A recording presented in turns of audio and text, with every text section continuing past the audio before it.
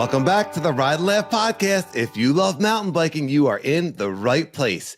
Picture your last group ride. You're back at the parking lot. The stoke's high. Everyone's talking about their bikes, progression, tech, trails. You love bikes. We love bikes. Let's drop in. Sage, how are you today? Oh, Danny, I am doing so good. I missed you so much. It's been an awesome week. I can't wait to get into it. How are you doing? I am doing well as well. Well as well. Allow me to introduce myself. I am back in Pennsylvania, and I am staying at the Paisan compound. Oh, Sage and Big Paisan. So the background's a little bit different. Mm-hmm. So let's get into it. We are reviewing Ride and Laugh podcast number 36, which was static versus dynamic riding. Yes. Unlock more mountain bike confidence, mountain bike body position. And we've done body position episodes before, but this one was really different, where we really started talking about, because of the steep slabs we were riding at Natalie, we really started talking about the body position of getting too far back and where that comes from, and the correct body position. And that led to this whole dynamic conversation, which for me was incredibly enlightening. Yeah. You're a naturally dynamic rider, which I envy. Some of us have to learn how to be more dynamic. And how do you do that? Well, POV Trails, at POV Trails, one of our great commenters, had a really interesting comment that I thought kind of highlighted one of these possible techniques. And he wrote, in regards to the dynamic riding, POV Trails suggests keeping your torso just in front of the trail. And he says, what I mean by this is that when the trail has a little rise in it, right before it, you come slightly up from neutral. And when there's a dip or a little decline, you push your torso down. And he said, this has helped me move my body more when riding instead of just being high or low. Yeah. Thanks for the great episode as always. And it made me think of this video I'd watched on YouTube from, I think it was Mountain Bike Academy, David Davidson. We'll put a link in the show notes, but he talked about something called torso tracking. Oh. And I used to use that on the pump track, torso tracking. And it was really, I think, kind of you riding with the intention with your weight. Your torso is the bulk of your weight. So where your torso, just being really conscious of where your torso is in space, if it's too far back or if it's too far forward. If your torso is centered, and you're moving your torso, the bulk of your weight, if you're moving your torso up and down with the trail. On the pump track, when I started doing torso tracking, it felt like it really unlocked another level of speed and lift and compression. So what's your take on that as far as the technique to get more dynamic for those of us who aren't naturally intuitive? Gosh, it kind of reminded me of the mountain bike tip that we gave a really long time ago about attaching lights, or fictional lights, but to your knees and your hips when you're turning. I'm kind of envisioning like a light on your chest, on your torso, and you're kind of following the undulations of the trail. If it's a pump track, then you're kind of dipping down and following that. I don't know if that makes any sense. I don't know if I'd want to envision a light on my chest, but that's kind of what came to my brain. Like, you're just following the rhythm of the trail with your chest. Yeah. Right. Well, the whole tip of imagining that there's lights or cameras on your shoulders or on your hips as you're going through the turns is that you're going to be shining through the turn. So you're pointing the light towards where you want to go. Yeah. And so that's left and right. If we start moving that up and down for horizontal, we start going vertical with it. Now we're talking about the dynamic thing that we wanted as far as moving the body. I like the torso tracking because it's also staying centered. So you're moving with it, but you're also really focusing on staying centered. Yeah. I like that too. Yeah. Good stuff. I think that's Mark. Good stuff, Mark. Thank you. I appreciate that. Yes. Thank you, POV Trails. We appreciate everyone's comments. And at Stan Mustard said, I think that modern bike geometry allows a more natural riding position when descending as opposed to the old, more upright geo. Yes. Allows us to feel safer on the steeps while moving the body forward. That's been my experience anyway. And you responded to Stan. Yeah. And I thought it was interesting because I think Stan was making the point that modern bike geometry allows us to be more dynamic and get higher and lower. And your response was, I didn't think about it, but that old Geo forced us to be more dynamic with our movements. You wrote moments, but that's okay. Oh, with the newer bikes. It's right on brand. Right on brand. Who's noticing that? Dan would obviously correct that before he reads it on the podcast. I mean, come on. This is your buddy we're talking about here, right? Yeah, right. You're an arse man. I would never set you up to look like anything other than the professional that you are. All right. I didn't think about it, but that old Geo, this is Sage. I didn't think about it, but that old Geo forced us to be more dynamic with our movements. With the newer bikes, they're so much more capable and allow for safer riding and more confidence when moving around on the bike. So you kind of say both there also, but I think Stan was saying that the modern Geo allows more movement and he feels safer on the steeps when moving the body forward because of the modern Geo, which makes sense if it's more slack. And you were also saying that the old Geo forced you to be more dynamic. You want to elaborate on that? Yeah. I mean, I definitely felt that when I broke my IBIS and I had to ride the single speed for, what was it? Almost like 2 months. It was a long time. And the hardest thing for me was getting used to that Geo and having to move my body more exaggerated in order to make up for the lack of geometry in the bike, because the bike, the way the bike was positioned, I was very high. You know, you know this, if you hopped on an older bike, you feel like you're riding on top of the bike. You know, these newer bikes, you get on them and you almost feel like you're in the bike, which is a really great feeling. I got onto my Carver. It's a single speed hardtail. And I was literally on top of my bike. I don't know, but it's an older bike. It's probably 2014, 2015, something like that. Yeah. That's what I would guess. Yeah. So, you know, the front end is very steep. You know, it's 69, 70 degree head tube angle, and you sit on top of the bike. So I had to physically move my body around a lot more than when I do on my IBIS. And if you didn't, you would get bucked off of that thing pretty quickly. And you still rode those slabs. I mean, I think you rode just about everything on that. Like, you got really comfortable on it. Yeah. And I was really impressed when you were riding. I have that same single speed frame, that Carver 420. And every time I get on it, I feel like the Wicked Witch of the West, you know, getting up on top of the broom, you know, it's like, you know, it's just so uncomfortable. It's like, wow, I'm really up there. Mine's 29 also, yours is 27.5, but it just feels so weird. That was what mountain biking was for a really, really long time. But being able to ride the tech and the skinnies and everything that you did on that bike, you had to be super dynamic. You had to really move your weight around to get it where you wanted it to be.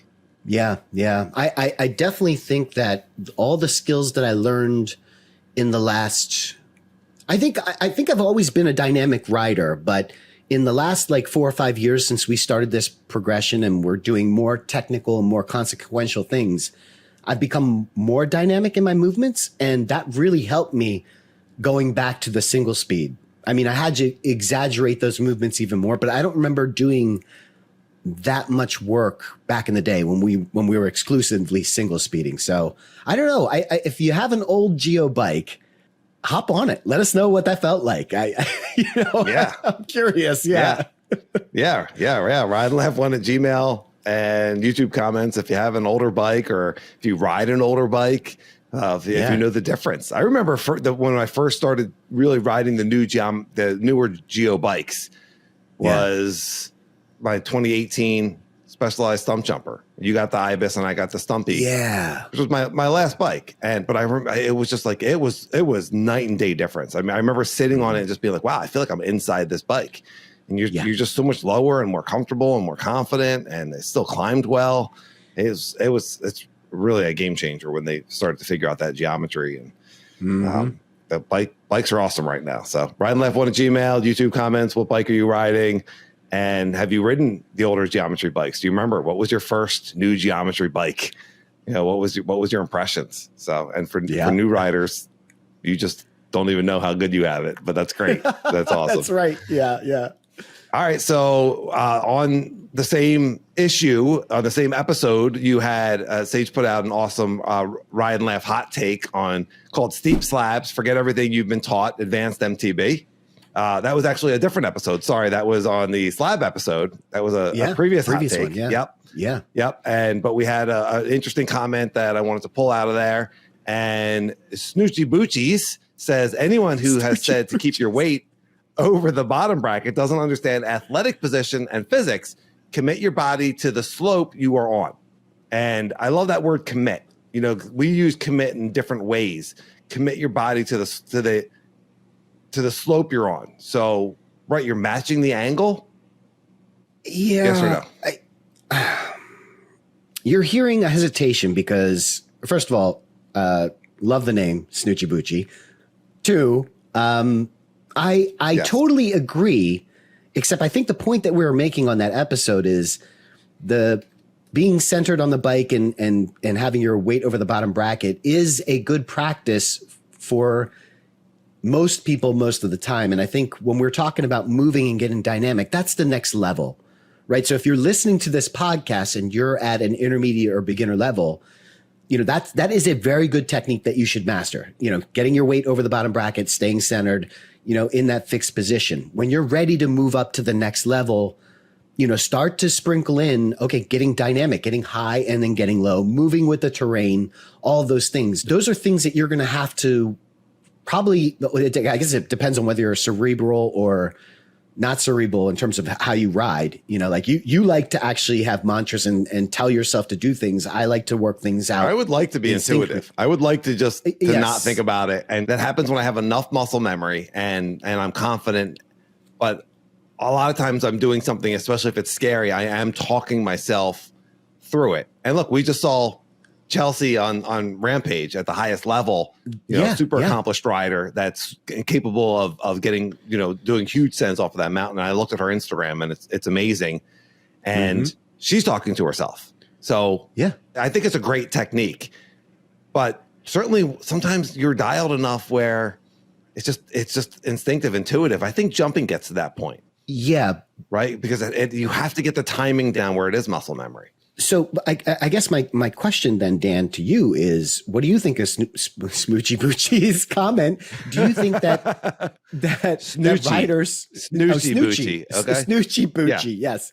You ain't go to 4 years of Snoochie school to be Smoochie. No. Okay, so no, that's doctor. Doctor, that would be if he was a Dr. Snoochie Boochie. that joke isn't that joke is very specific for doctors. I apologize to all our doctors that are listening that are like, no, that's a doctor joke. And he's not Dr. Snoochie Boochie. We do have a few doctors listening, yes. He's Mr. Snoochie Boochie. Or Mrs. I'm not Mr. sure. Yeah. What do you think? I mean, do you think that young riders, and I mean young as in new to the sport, not as in young as in age, do you think that starting out with a fixed position is the right way to go? In other words, what they're doing currently, if you go to a mountain bike class, they're teaching you to get into that fixed position, which is hinge at the hip. You know, you're in attack position and you kind of stay there for the most part. Or do you think they should start people out and getting them used to up and down? I don't think so. No, I agree. I think they should start them in the fixed position. I've taught my kids how to ride bikes. I've progressed them on mountain bike trails as they've been interested. They've ridden the pump track, and my oldest has been to the bike park. And it's when you're learning, it depends on how athletic and how coordinated and how naturally intuitive but I think for 90% of us, 80% of us, we're a little bit wooden until we learn the actual mechanics of it and a little bit stiff. Yeah. And so just being told like, do this technique and you'll mostly be safe. Yeah. And then once you start getting good, then like start adding the up and down. But I think we take for granted how long we've been riding and how easy some things are for us because we've been riding for so long and been doing it for so long. You know what would be really helpful? And this wasn't a thing. So it's nothing against the coaching because pump tracks weren't really a big thing back when we started mountain biking. But the pump track should be a part of the lessons. You know, when you go to a skills clinic, and I haven't been to a skills clinic. 100%. Yeah, I haven't been to a skills clinic in quite some time. That's not true. I actually went to the Bamba skills clinic. And there's no pump track. It's they'll set down hoops or or cones, and you have to go around the cones. You have to, make the turns on flat turns in grass. Maybe they'll have a feature where it's a wooden ramp up and down. I think one of the lessons, it would be really handy if they took them to a pump track, because then you could get into, okay, how do you work the bike? Because if you stay in the attack position, no, that's not true, because you could still work the pump track in an attack position. But it does get you familiar with how to move that bike with the terrain, which is what Snoochie Booty is talking about. Like you're moving I just said Snoochie Booty. Booties. Snoochie. Multiple booties. It's not one. Yes. But it'll get you used to moving the bike in the terrain and also help you working in the turns and stuff like that. I think I'm onto something here. Oh, you're totally onto something. That would be absolutely the best way to learn mountain biking. I think would be to start at a pump track. I think that makes perfect sense to be able to get through a pump track without pedaling and feel how important it is to be able to shift your weight to torso track, weight up, weight down, get heavy here, get light here, and get heavy in these berms, get heavy in these turns. And it's the same thing as getting heavy in the dips. I love it. It's great. And anyone that's been listening for a while knows that I'm a big fan of Lee McCormack and his mountain bike skills training. Yeah. And if you take a Lee McCormack course, the first day is at a pump track. Oh. So no matter what level you're at, I believe that the first day is at a pump track. I'll be darned. Yeah. Good stuff, Danny. Thank you, Snoochie Boochie. Awesome. Yes. Thank you, everyone who comments, rideandlaugh1@gmail or YouTube comments. Let us know how you're learning to do dynamic riding. If you have any suggestions, how much have you ridden a pump track? Do you have access to a pump track? I have a pump track in my backyard. I'm a huge fan of pump tracks, and Lee actually sold me on getting a pump track built in the backyard. Like that was, and I have the Ripro, which is a pumping mimicking machine. It's a rowing machine for mountain bike specific movements. And you could either ride a pump track or you could ride a Ripro, but you're training that weight change and that mountain bike dynamic move of low hinge, high hinge, and all those different movements within the Ripro. You can low and high hinge on the side and whatnot. So it's a cool little device. All right. Well, this is the time of the podcast where we thank you for rating and reviewing. And if you have not, please rate and review. Give us a 5-star. If you're on Apple, please leave us a review. That would be fantastic.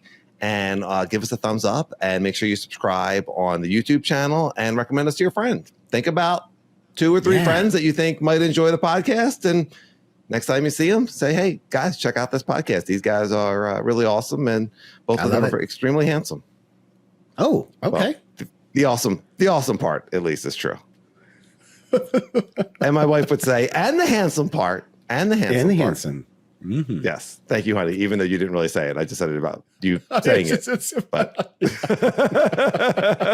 she's listening right now saying, well, he is. And I appreciate that. Yes. All right.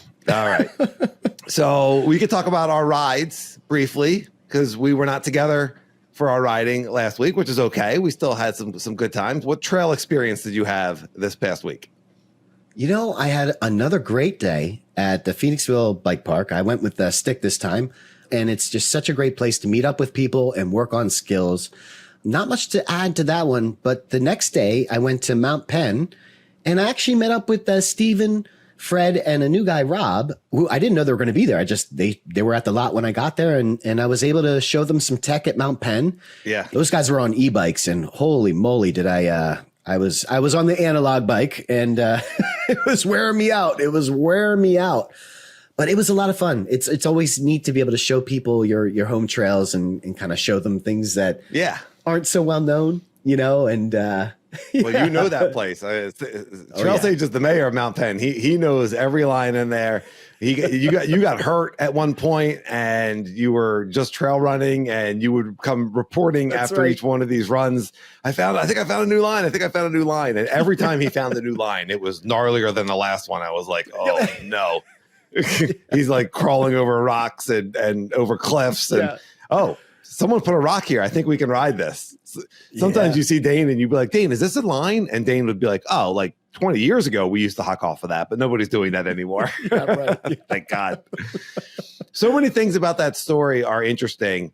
and just indicative of mountain biking. I love that you were like just showing up at the lot and you're going to go for a solo ride, and there's other people there that are leaving at the same time, and you guys are like, you guys, what do you guys want to ride? Oh, that's what I'm going to do. You want to ride together, and bam, group ride and friendships made. I mean, we've met so many great people in the lot after the ride and also before the ride. We're just like, hey, you want to ride for a few miles together? You want to do the whole ride together? Whatever it is.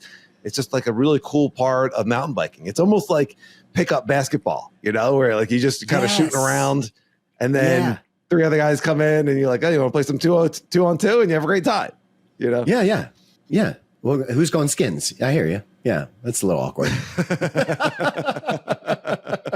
Yeah, this hydration pack's really shaping me. Can I put my shirt back on? That is something nobody wants to see. No, that's right. Yeah. What was really interesting was, and this happens all the time, but as a local, you're able to show people things that people aren't necessarily familiar with. When I got to the lot, I was like, do you want to see the tech? And they're like, oh, we've seen this and this and this. And I'm like, oh, let me show you some stuff. This is the tech. And to see their faces and they're like, oh, this is Mount Penn. I'm like, this is Mount Penn. That is such a unique experience when you're able to show somebody this and to see. Fred was not excited about the tech, but Steven and Rob were like, dude, this is unbelievable. It's so much fun. And it was interesting to me that how some people like tech doesn't make sense to them. Like Fred was extremely good at riding the tech. Yeah. He was very capable. Yeah. He looked so confident, but it was something that he didn't enjoy. Like he was there to do flow trails, but Steven and Rob, I mean, they took the tech. I mean, they weren't fully comfortable on the tech. It took them a while to get there, but they all got there and they're just like, whoa, this is a whole new riding experience. It's one thing to clear a jump. That's one kind of a high. And then there's another kind of a high where you're working through these big boulders and it's a sense of like a different kind of accomplishment. Right. And it was really cool to see that, the dynamic instead of like, there's this kind of mountain biking and then there's this kind of mountain biking, there's not one's better than the other. It's just, it's different. Well, we just did a whole episode on the slabs at Natalie. I mean, we drove 2.5 hours and those guys gave us a tour of the slabs. There's jumps there also. There's a whole different day or probably multiple days of jumps, but everyone was just like totally high and stoked on riding steep slabs really fast and being able to do these things in control, other than a certain lanky that fell off a mountain. But for the most part, being able to do these really difficult things in control is just so rewarding. It's so much fun. And part of that is how much of it is the danger aspect. I mean, we talked about this so many times, right? Is getting through a rock garden versus getting like over a spine that's like equally difficult, but the rock garden has like no consequence, but getting over a spine that has consequence kind of adds excitement to it. It's in similar ways that probably a tabletop versus a gap jump. The other thing that stood out to me, Danny, about that ride is that all three of them were on e-bikes.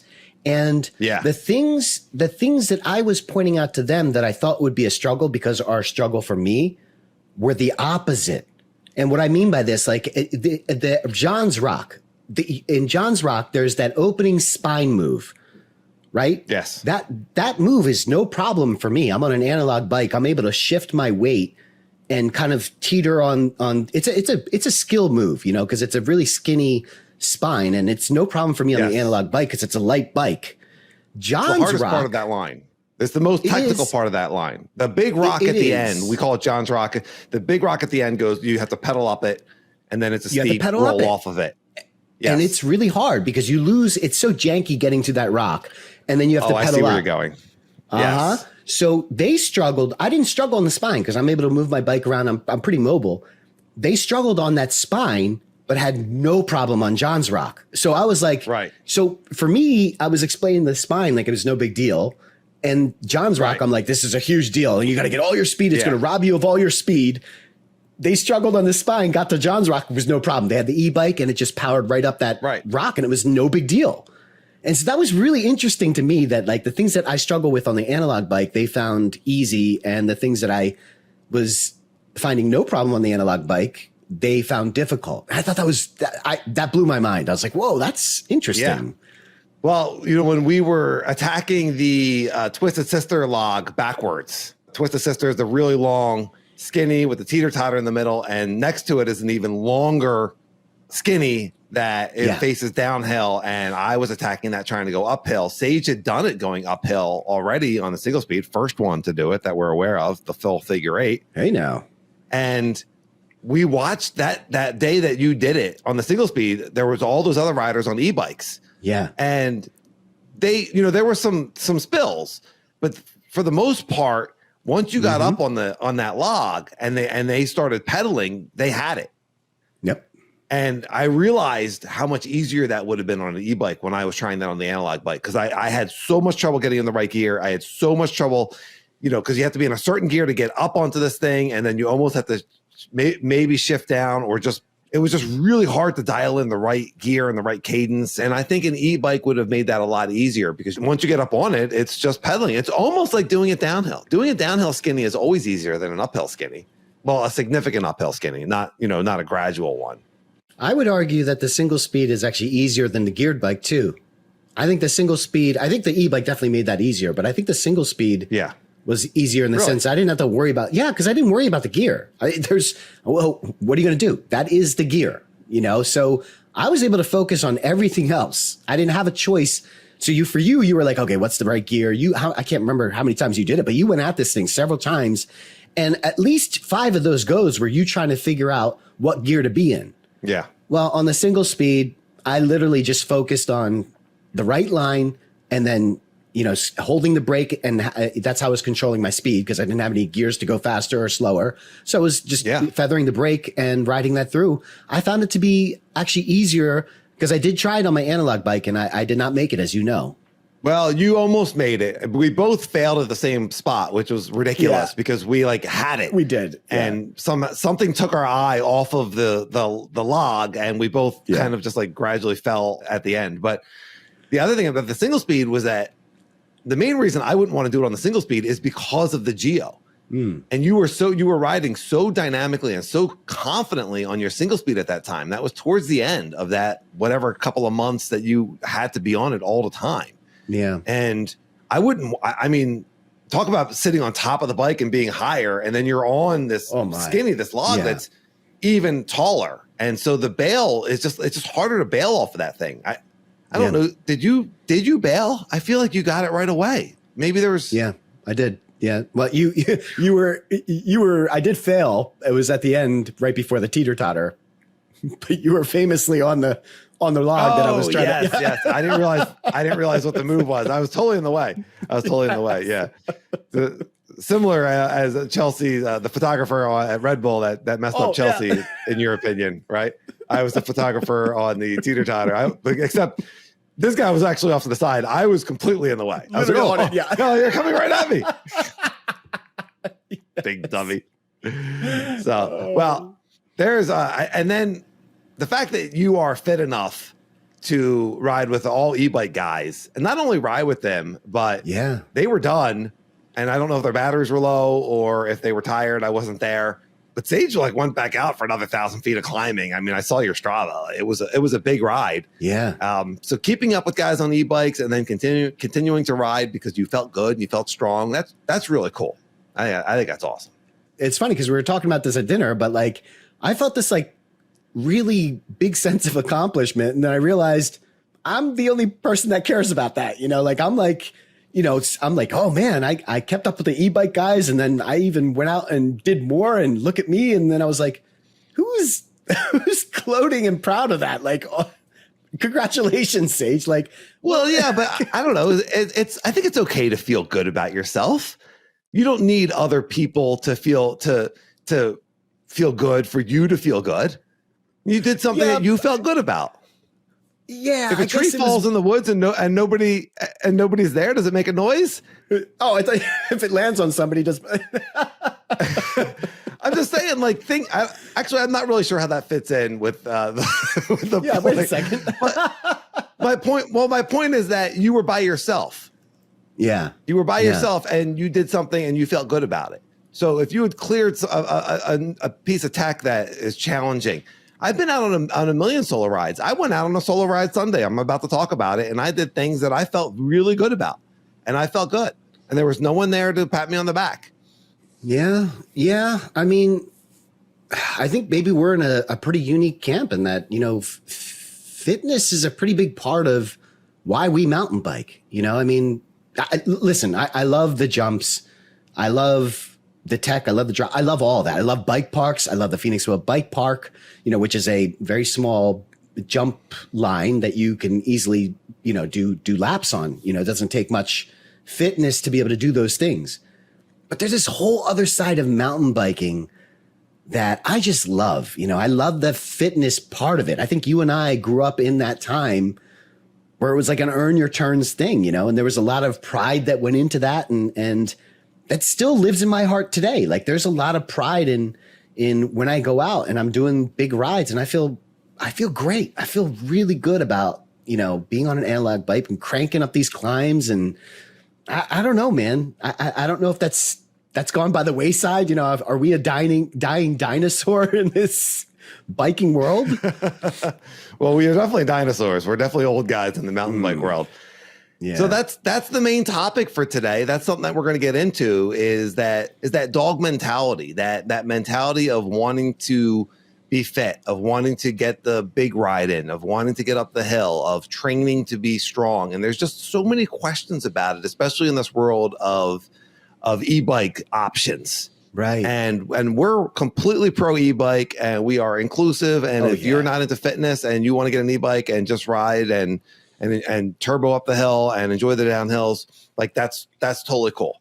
Love it. Yeah. You and I come from a place with a fitness background. We come from a time when fitness was a prerequisite to mountain biking. If you wanted to be, it was earn your turns was a very common phrase that you almost never hear anymore.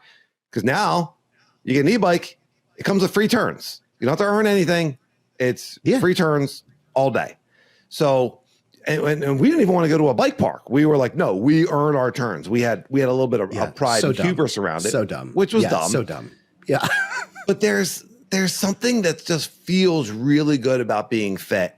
And there's certain personalities, I think, that are going to, we train hard so that we can, and we don't have e-bikes yet. We're definitely getting them. But neither of us think that the e-bike is going to change our approach to fitness. What feels so good about being fit on and off the bike? Well, you kind of glossed over it. Now, I don't know that we can say that definitively, by the way. Until we have e-bikes, I don't know that we can say that. I know many people that have said that. Like, I'm still going to ride my analog bike. And like little by little. Do you know many people that have said that? You know many people that have said that? Well, maybe not many, but I've heard people say that, of like, dude, I'm still going to ride my analog bike. 15. Go. All right, 12. Smoochy Boochy. I think that's reasonable. Smoochy Boochy. Dr. Smoochy Boochy. That's two people. Mr. Smoochy Boochies. Smoochy and Boochy. Poor Smoochy Boochy. We just lost another listener. Bum, bum, bum, bum. But like, we appreciate your name, Smoochy. We do. We tease because we love. And I don't know that we could say that. I would like to say that that fitness is a really big part, but I can't say that we don't know. We don't have e-bikes, Dan. We don't yet. How often have you thought since our e-bike demo weekend, our 3 days of e-biking, electrified progression, go back and listen to that pod if you haven't already. Oh man. How many times have you thought if I had an e-bike right now, I'd be on it? I thought it. I thought an e-bike would be awesome right now. And look, we want the e-bike for progression, but there's been times when I'm like, you're in a part of the ride where you're like, man, I wish I could e-bike through this. It's like, I wish I could fast forward through this part and get to the good part. And that's what the e-bike is. It's a fast forward button. Yeah. Right? Yeah. I don't know, Danny. I could easily see myself still doing those road workouts during the week, to stay in shape. And then, going e-bike on the weekends, at least one of the weekend days, Yeah. like a Saturday. Well, if you're and- riding 2 days, one of those days can absolutely be e-bike day. And assuming that you're not going to wear yourself out, it's just like we're doing Phoenixville Bike Park, because if we're riding 2 days, Saturday, Phoenixville Bike Park, because it's an easy ride. And then Sunday, big ride, big analog ride. Sometimes you don't have a choice. Like we talked to Steven and he didn't have a choice. His buddies all went e-bike and he was like, shoot, if I want to keep riding with these guys, I need to get an e-bike. And the further we go down this road and the cheaper that e-bikes get, and we start seeing, and we're seeing e-bikes everywhere now.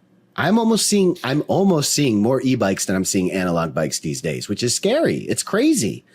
But if that's the way the industry is going, at some point, if you don't want to ride solo, you might kind of be forced to get an e-bike in a way, and I don't know. I think you look, if you only have one or two riding buddies and they're your best buddies and they get e-bikes and you can't keep up anymore. But that actually wasn't Steven's point. Steven's point was that the e-bikes allowed these guys to progress beyond where he was. They did so many laps at Skyline and Trexler that they were clearing jumps that he was not able to do until he got his e-bike and was able to start doing that level of practice. So results the same. He was basically, he had to get an e-bike to keep up with progression. Maybe not fitness, but progression. So but I think there's two very different reasons for getting the e-bike. If one of them is because you don't want to get fit, but you still want a mountain bike. And one of them is that you still love being fit, but you want to use the e-bike for progression. I think they're very, very different reasons. Ride and Laugh 1 at Gmail, YouTube comments. Do you have an e-bike, and has that affected the way that you look at fitness? Has that affected your training? Or do you have friends that have changed the way that they train? Do you have friends that have all gone, from both bikes, analog and e-bike, to only e-bike? What is the trend that people are seeing out there? We have a very limited, we see what we see, but I'd love to get some feedback on this. Ride and Laugh 1 at Gmail and YouTube comments.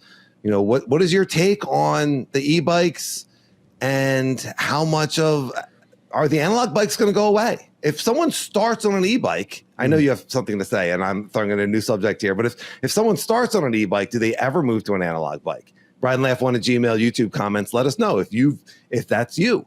Do you see yourself ever getting to an analog bike? Because fitness is so cool, and it's built into our sport. Like, if you want to get fit and you want to feel good and you want to lose weight and you want to be strong, mountain biking offers all of that. And then sure, you can go eco mode.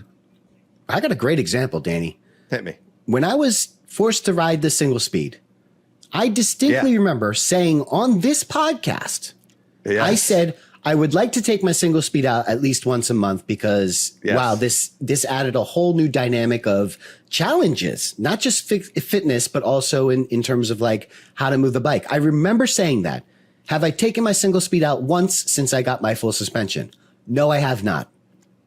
There you go. You also liked how strong it made you. Yeah. Yeah. But have I taken I have not. So if I got an e-bike, the full suspension is more fun. So is the e-bike, it does fun just override it. And you just say, look, I'm out here to have fun. But I like the training as hard as it is, as difficult as it is. Yeah. I like the training. The trainer road, the program that I do is absolutely brutal. It absolutely, some of those workouts absolutely destroy me.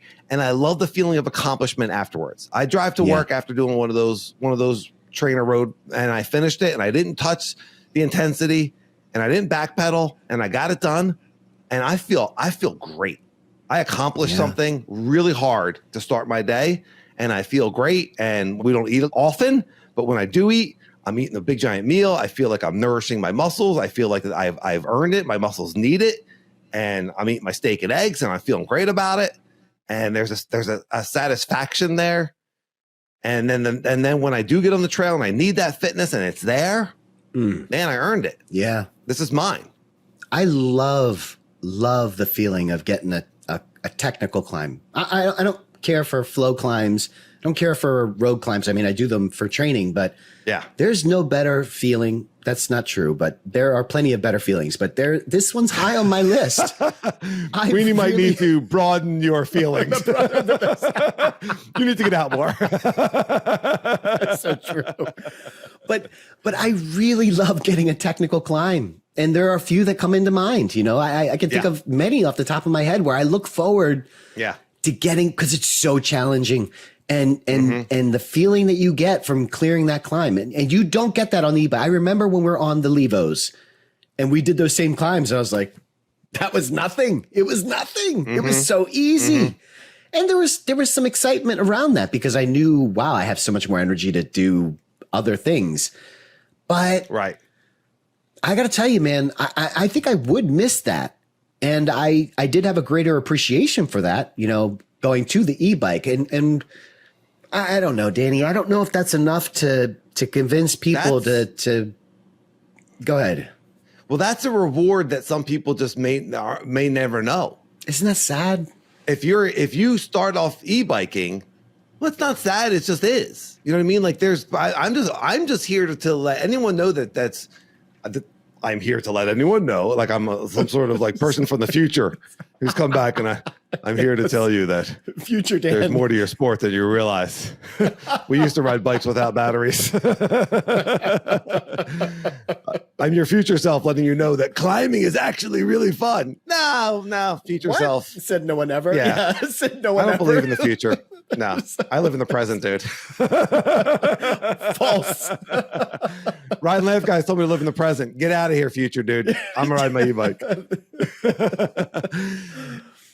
There is an absolute satisfaction to training hard and climbing a technical trail and getting to the top. And there's a lot of YouTube where you could see people doing that. You know, but it's really cool. It's really cool, and it's really fun, and it's really satisfying when you are at your maximum heart rate and you can barely breathe and you have a step up coming up and you've already like pedaled uphill through rock gardens and over roots and made a couple of moves, and you got this one last big step up, right? There's Casey's climb at Mount Penn. I don't even want to mention this because a lot of times when we mention something, we go and get footage of it the next time. Yeah, we're going to need to get footage of it now. Yeah. What did you just do? Man. What the? Oh, my God. Oh. Why are we talking about technical climbs? That's all we're going to do on Sunday. The future me from Sunday is being like, you know what? Technical climbs, not so great. They're not that much fun. You know what's fun? Jumping. Thanks a lot, present self. Future me is pissed. Yeah, Danny, it does. It feels good. It feels good when and look, those climbs might be 1 out of 5. Some of them 1 out of 10. You know, like to actually get it and not put a foot down. But just like jumping, when you start unlocking it, it feels really good. And the side effects of jumping is it's fun. The side effects of climbing and fitness is like robust health, you know, healthy heart, healthy skin, you know, good blood flow, healing quicker, just not getting sick, especially if you're like pairing that with a good diet or some intermittent fasting, which you and I believe in. But I mean, there's multiple ways to be healthy. You don't have to, you know, do intermittent fasting, but the way that we do it, like it all kind of comes together to make for really healthy, strong, lean, fit physiques. And I do other training I've always lifted weights, even when I mainly played basketball before I found mountain biking. But now that I have mountain biking, like I lift weights for mountain biking. I do a lot of core work and I'm thinking about mountain biking. I want to be strong on the mountain bike. I want to, I want to be resilient. And so Ride and Laugh 1 at Gmail and YouTube comments, if you're primarily e-biking, are you lifting weights? Are you thinking about your physique because e-bikes are even heavier? You know, are you thinking about your physique? If I get stronger, I can be a better e-biker. Or are we just relying on the battery and just saying, or on the motor? What do you think, Sage? I think it's going to come down to what defines mountain biking for you. You know, and if mountain biking is strictly about having fun, then e-bike. I mean, I love e-bikes. You love e-bikes, and they are a lot of fun. Yeah, but you're saying climbing is not fun. The technical climb is not fun. Fitness is not fun. We say fitness is fun. We've said it. It's not as much fun as a downhill. That's for sure. It's an acquired taste. It's an acquired taste. And and for me, mountain biking is equal parts. You know, I'm mountain biking because I want the fun, but I also want that fitness part of it. That's a huge deal for me. Is it big enough of a deal for me to definitively say that I would continue analog biking if I had an e-bike? I don't know. I'm being honest here. I don't know. I'd like to say that I would continue riding my analog bike. But after you said that comment and I started thinking about that single speed comment that I made, I'm not sure that I can be honest with everybody and say that that would be the truth, because I didn't touch my single speed. And so if I got an e-bike, who's to say that I would get back on my full suspension? In your defense, analog. It was the summer of jumping. Most of what we did this summer included Skyline and the 5 jumps. You know, like that was a lot of what we were doing, and that the single speed was not the bike that you were taking to that. If it was the summer of tech, then you may have said, I will pull out the single speed rather. I have a question for you. E-bikes versus analog, taking the stairs versus taking the elevator. If I have the choice, I'm taking the stairs. If I'm going up 3, 4, 5 flights of stairs, I'm taking the stairs. Especially if I show up at an appointment somewhere and it's on the 5th floor, second floor, third floor, I'm looking for the stairwell. Wow. I do the same, Danny. I do the same. In fact, I get annoyed when the stairwell isn't an option and it's only like 2 flights. I get annoyed. Yeah. Wow. That's an option, but you can't find it. Yeah. Yeah. And when I'm climbing the stairs and I'm using my muscles, and by the time I get to the top of the 4th one and I'm a little bit winded, I'm like, yeah, feels good. Yeah. I walk all the time. You know, like I love going out for walks. I love just using my body. That was a pretty good analogy, Danny. That was a pretty good analogy. And it makes me feel better about things because, yeah, you're right. I opt for the steps. And so maybe I would continue to, I know that I would train during the week. That's not up for debate. Like I would still hit the road bike and train my rear end off during the week because I do like fitness. You know, the question is, would I sacrifice is not the right word. Would I continue to take the analog bike out on the weekends for my mountain bike rides? That's the question, you know, and your thing there just gave me a little bit of hope that maybe I would stick with the analog bike. The truth is I really do feel good. And I don't know what the word here that I'm looking for, but there was a sense of like boastfulness inside of me that was like, yeah, I just rode with a bunch of e-bikers and I was able to hang. 1, able to hang. 2, went out and continued riding. Now, at the end of the day, you know, I came back to the lot by myself and, you know, no one was there like, nice job, Sage. Like it was like, it meant nothing, but it meant something to me. You are worthy. You don't need someone to tell you that you did a good job. You felt good. You did something that made you feel good. It would have been nice. It would have been nice to get back to the lot and everybody be there like, this guy. Well, you have to race then. Yeah. I think you have to sign up for a race, in which case you're afraid you're not going to win. And then, you know, no one's clapping for you, you know? So, no one's clapping. Who's this guy? Yeah. Ride and Laugh 1 at Gmail and YouTube comments for our e-bikers. How much does fitness play a part in it? And especially for our e-bike friends who have an e-bike and an analog bike. What's the split? How much do you ride your analog bike? Yeah. How does it feel? You know, what's the difference? How do you decide? And are you just kind of gradually going in one direction or the other? I think you're right that there's probably, I don't know a lot of people like Sage does who have gone full e-bike, but I think there's probably a lot of people that the e-bike is a big temptation to, you know, especially if you're not at 100%. And there's so many outstanding usage cases for the e-bike. But for me, I want to use that peak fitness. I want to feel good. You know, when you're hitting that peak fitness and you're pulling away from your buddies who, you know, are in similar shape, or you're just having a day where you're keeping up with everybody, or you're having a day where you just feel really good and you're strong and you've earned it. I just think that's something special. I want to use that fitness. Now, do we work that hard because we grew up in the analog mountain bike world so that we conditioned ourselves to work that hard. And now we're wanting to use that hard work. To go off of what you just said, the earning, there's again, just to use the example that the John's Rock and all that stuff, the things that I found difficult and challenging, they were kind of easily blowing through. And so did that lessen? I don't know. I'm asking our listeners, does that lessen the accomplishment? Like when I get to, we talk about 38 special, we talk about stunt double, all these tech things that are really hard on the analog bike. And it makes it that much more thrilling when you get and you accomplish that.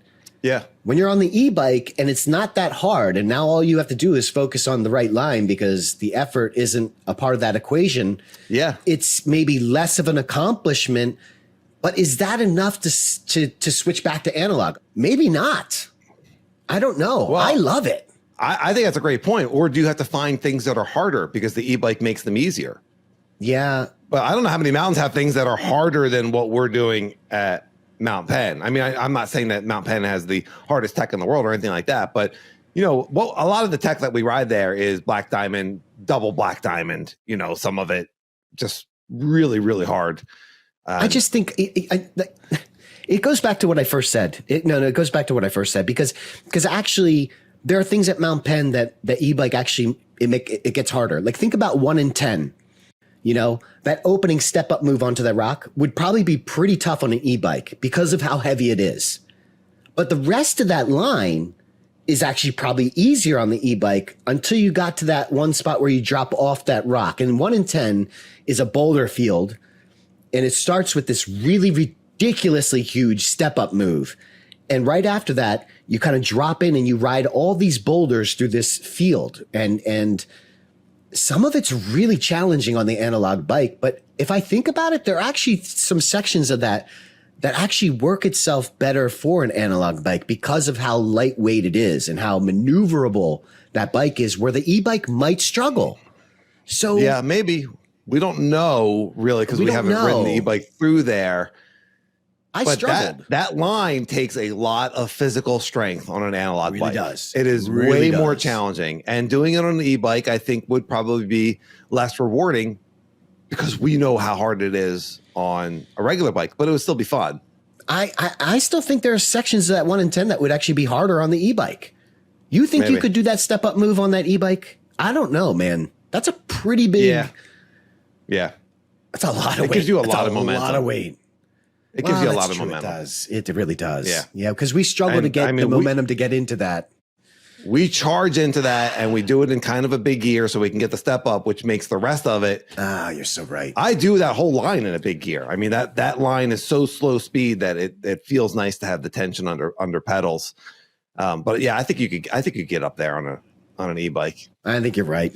Maybe we're preaching to people that never had any interest in being and using mountain bike for fitness. They bought their e-bikes or they got into it and they found e-biking and downhilling is what's fun. But at the same time, like what we're saying is this sport allows for fitness. It rewards fitness, and fitness has like all these awesome side effects that are just going to be great for you. It makes riding for me that much more interesting, and maybe that's a turnoff for a lot of people. Like, oh, that's just another thing that I have to worry about. And maybe that's an attitude shift, like for when you and I came up, if we couldn't do something, it wasn't discouraging. It was like, son of a gun, I'm going to keep going at this until I get it. Does that still exist? Does that mentality still exist? I look at my sons, not to put my sons under the bus here, bus. Why would they go under the bush? Not to put my sons under the bus here, but I don't know that they have that go get 'em attitude. Like, I'm not sure that they would keep going at something. Was that a product of when we grew up? I don't know. Sorry, I just had to eliminate 14 bush jokes from my.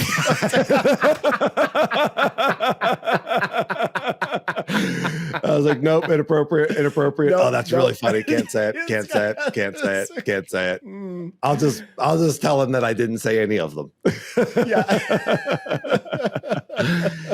Yeah, no, those are really good questions. And so listener feedback, right? Left1@gmail.com. and YouTube comments. If you're a younger rider, what's your mentality and how interested are you getting fit? I mean, look at the Micro racers, right? They're all pedaling bikes. They're all racing. They're all into, you have to be fit. Those are analog bikes, the high school racers. That's cross country, though. That's also cross country. That's a whole different sport. Right. I didn't mean to, that wasn't meant to be negative. I'm just saying that's a different sport. That's racing. That's like you do have to be fit to do cross country. That's if you're a cross country rider. Yeah. I guess you don't have to. I mean, maybe some people just like to ride. But to me, when I think of cross country, that fitness is a part of that game. But for me, I'm seeing e-bikes cross over in the all mountain to enduro category. That's because that's what we're doing. Losing riders. Well, that's what we're doing. We're doing all mountain enduro type of rides. That's the sort of stuff that we enjoy right now. We also enjoy going up technical trails and climbing and doing some of that XC stuff that would be considered XC. So, we're a mix. I think you and I might be an odd mix for most people. But then, I mean, if you look at the most popular bikes, they're trail bikes. They're do-it-all bikes. Man, wow. Well, the point of this conversation is to have a dialogue about it. Have a dialogue about it. we really knew that we didn't know. And so that's at dinner tonight. We were talking about what we wanted to talk about in the podcast, and we talked about that dog mentality, that hard training mentality that you and I have to train hard and go out and use our fitness. And e-bikes have really just kind of changed the dialogue on mountain biking in general. The fitness is no longer a prerequisite to enjoy mountain biking. And we have seen both. We know riders that are incredibly fit and fast and good all-around riders or strong XC riders. And we know guys that e-bikes or analog just don't want to pedal. And they may not be that fit. Now, do those riders want to be fit? Yeah, that's a great question. And you and I have that dog mentality. Somehow we develop that mentality, or maybe we just have it. Maybe we're just the personalities that have it. And I think that riders that are e-biking that are not interested in the fitness part I might be missing out on some really rewarding parts of mountain biking. I love it, man. Yeah, I would agree. And I can't wait to hear the feedback on this because it was a lot of questions. It was less about, we're giving our experience, but I'd love the feedback from our listeners are the best. And I'd love the feedback on that for sure. Yep. Sage, what's your mountain bike gratitude of the week? I had something else planned, but the way that this conversation went, you know what? I realized that this is a mountain bike podcast. My gratitude goes to my road bike, which is the primary machine that I use to stay so fit for my mountain bike rides. And I use this road bike. My gosh, it's a 2014 Giant TCX. I got it because it had disc brakes, and it was like, this was before disc brakes were common on road bikes. This is a cyclocross bike that I use as my road bike. I have over 10,000 miles on this thing. I ride the crap out of this thing in the winter, the rain, the snow, you name it. I just do these hit rides. I do these long road rides, all in the name of mountain biking. And that's my gratitude to my road bike, which gets no love. I'm giving you love now. Yeah. So you don't ride an indoor trainer. You decided to invest in the road bike and all the gear to keep you going through the winter, which is a significant amount of gear, but you love getting outside. You can go right outside your house. You don't need to drive anywhere. And you go up and down these hills, sometimes the same hill 3-4 times. Oh yeah. You're mimicking what you do on a mountain bike. That's right. On the road bike. And you are a heck of a strong mountain biker. So it totally works. Thanks, Danny. Yeah. And you also practice your skinnies, right? Riding the white line and those sorts of things. I mean, track stands. Yep. Mm-hmm. Yeah. You're making the best out of that road bike. Dodging other cars. Yeah, of course. That's right. That's right. That's right. So yeah, you have made the best out of that road bike and really demonstrated how you can use road biking for mountain biking. And my mountain bike gratitude of the week, it's going to be the Trainer Road, the program that I use, which has already been one of my gratitudes, but this specific part of Trainer Road, which is the AI FTP detection. So when I first got Trainer Road, to get the FTP, which is like kind of your baseline, your number that they're going to base all of the training off of. That's your functional threshold power. You would have to do this really brutal test where you pretty much maxed yourself out for, I think it was 2 8-minute blocks, or you could have done 1 20-minute block. It was relatively short, but it was painful. And it was always in my head whether or not I was doing it right. And if I was strong enough that day, if I didn't sleep well, or if I ate poorly the night before, is my FTP accurate? And it was, and it was just like, how long can you go at outright max? And then the program just evolved. The programmers at TrainerRoad are amazing, and they started to get this FTP detection, automatic detection. So you don't have to do that test anymore. You just ride, and then it does the calculations, and it tells you what your FTP is. And I've done the AI detection, and I've done the FTP test, and they're incredibly close. And I totally trust it. Okay. And now my FTP goes up, my FTP goes down, and I trust it, and I don't have to do that darn test anymore. I can just do my rides, and it's really, really an awesome feature. So I continue to use it, and I continue to enjoy it, as difficult as it is, but it's really fun getting stronger and feeling good and finishing those workouts. And so that's my gratitude of the week, is the TrainerRoad AI FTP detection. They're doing a great job at TrainerRoad. So thank you, TrainerRoad. Gratitude. I love it. My my mountain bike tip goes back to something that happened this weekend when I was riding with Fred, Rob, and Steven. And Rob broke one of his cogs, one of the little cogs on the derailleur. You know how it has the 2 little wheels? I guess I don't know what you would call those things. Yeah. That's an e-bike. That's an e-bike thing. Regular bikes don't break those things off. I've broken a tooth, or I've broken a teeth or two. You know what, though? A teeth. A tooth. I've broken a teeth or two. You've broken a teeth or two. I'm throwing myself under the bush. No, listen. He broke one of the tooth. No, gosh darn it. Whatever. One of the teeth broke off, and I just happened to have one of my old derailleurs. And so my mountain bike tip is, if you have to get a new derailleur because of, for whatever reason, save your old derailleur. The parts off of that might be compatible with your new derailleur, especially if you stay with the same brand. This happened to be a SRAM derailleur, and I have a Shimano. I had a spare Shimano, but the cog was compatible. We got it to go in there, and we got his bike up and running again. So I just thought that was impressive. That's awesome. And yeah, save all your old parts. At least keep a set of old parts of whatever it is. You never know what's going to come in handy. A spring, a screw, in this case, a small little cog for a tooth. There we go. I said it right. Yes. So the person that's going to appreciate this tip the most, if you have one, is your significant other. Because, honey, I have to keep all of these old parts just in case someone breaks a tooth on a derailleur, on a ride, and I have one. Yeah. And yes, I have to keep these old tires just in case my new tire doesn't come in on time. And I got a flat tire, so I got to keep these old tires. So all this stuff that looks like junk to you are actually very important spare parts. So yeah, to all the significant others out there, Sage says, you're welcome. Here's all this junk that you need to keep. We have a hard enough time throwing stuff away. I might need this someday. Well, the best is this might be worth something. Tires are the worst. Someday. Yeah, the tires are the worst, Danny. I because they're so expensive, I can't bear to throw them away. They might have 4 holes in them. The tread might be half worn, and I can't bring myself to throw these things away. This will make a nice slick on my road bike if I just ride it for another 200 miles. It's unbelievable. Yeah. It's unbelievable. Yeah. What a shame. Yeah.